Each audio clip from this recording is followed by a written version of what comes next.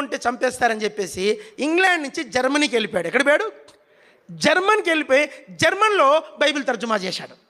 మొత్తం బైబిల్ మొత్తం కాదు, కొత్త నిబంధన చేసి ఓల్డ్ టెస్టిమెంట్లో జెనసిస్ టు జుట్రాని వరకు చేశాడు. 5 గ్రంథాలు. ఇవి 5 గ్రంథాలు న్యూ టెస్టిమెంట్ చేసి బైబిల్ తీసుకొని వచ్చాడు ఇంగ్లాండ్కి వచ్చి ఆయన తర్జుమా చేసి పంచితే ఈ విలియం టెండిల్ని ఒక గూఢాచారి ద్వారా అడ్రస్ కనుక్కొని అతను జర్మనీ నుంచి లాక్కొని వచ్చి ఇంగ్లాండ్లో కట్టేసి నువ్వెందుకు ఇంగ్లీష్ భాషలో తర్జుమా చేసినావు అని అన్నాడు. ఇప్పటికైనా పర్లేదు, ఒప్పుకో, నేను చేసింది తప్పని. నేను ఒప్పుకోను, నేను తప్పు చేయలేదు. వెంటనే మెడకు తారు కట్టేశారంట, స్తంభాన్ని కట్టింది, గట్టిగా లాగేసి ప్రాణం తీసేశారు.